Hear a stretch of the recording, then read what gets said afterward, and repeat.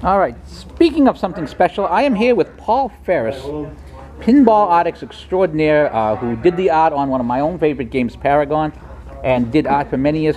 Paul, what kind of presentation will you be giving today?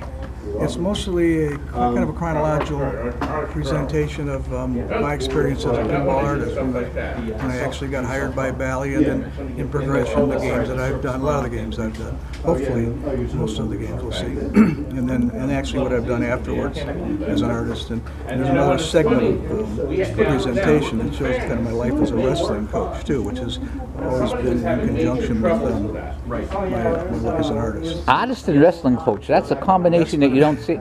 You don't really think of that as a combination. Right, it's fairly rare. I don't know anybody else that kind of does it. I run into it once in a while that there's some wrestlers that have run into some graphic design or something. Now, when you were doing art for a pinball, did they say, all right, this is the general concept, what can you build around it, or have they ever said to you, you know, do some art and we'll build a machine around it? Okay, this is prior to licensed games, and I came into Bally when they were just beginning licensed games, so that dictated a lot. It was Wizard, and then Captain Fantastic that Dave Christensen was working on, and then the first licensed game that I did was actually an Evil Knievel game. So that kind of dictates the theme, and then they would work the game that might be in development to become an Evil Knievel game, for example. So that's kind of how a license thing works. Occasionally there would be things like Lost World was a concept that I came up with, and we were coming up with a new kind of screening process. It was going to be a 4-color process that enabled an artist to airbrush and oil paint and do all things you couldn't do in conventional style. So that one I presented to marketing, and they liked just the concept that I presented. I showed them a book of Frank Frazetta artwork that was popular at the time, and say I think we ought to try to do something with this theme and this kind. And they bought into it, and then we presented our new printing process with that. So in that case, it was whatever the designer, who in that time was Gary Gayton, I believe, for Lost World. And we would develop a theme with the designer's input. So, but basically the theme and the name of the game and all that came from me. Now, to what degree did the style of the gameplay come into the art over here, the art over there? Okay, the ball's going to be hitting here a lot. I want to have a design that's stronger because there'll be ball rolling over it. This is just going to be a scene, so it doesn't have to be as...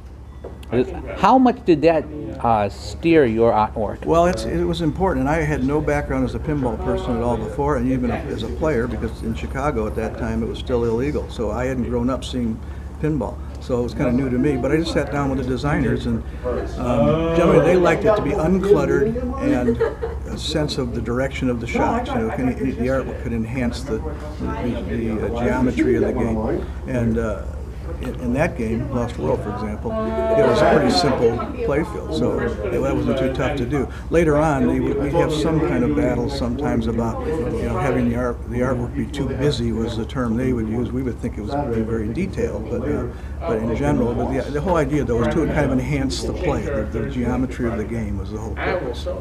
And I must think that, again, you were talking about starting out at Bally. I can't imagine you saw yourself at events like this with people waiting to see you, waiting to get...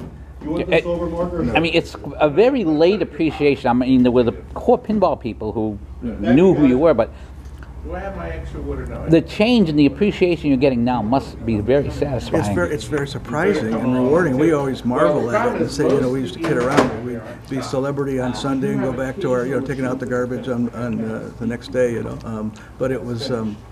it's been wonderful, and I just think it's been great for the resurgence of pinball and the way it's kind of reinvented itself in many ways, and from the collectors to the, after videos came in, it basically almost knocked pinball out of the game, and it was incredible that it's reemerged several times now. Now, if people want to buy, I don't know if you sell any of your original art or so forth, or current or new art, people want to buy that or find out more, is there a place online they can go to pick it up? I just give my email address because I don't use a website, but I still do current work, but it's different types of work now, but I've only sold one painting, one of the original paintings, and that was the Playboy painting, and I sold that to a collector, and I've seen that pop up on auction sites now, and the person did pretty well. So, but I basically, my wife and I have an agreement that at least at this point, that all the original stuff, which I do have, will remain in the family, and the kids will have access to that. I think is the plan right for that.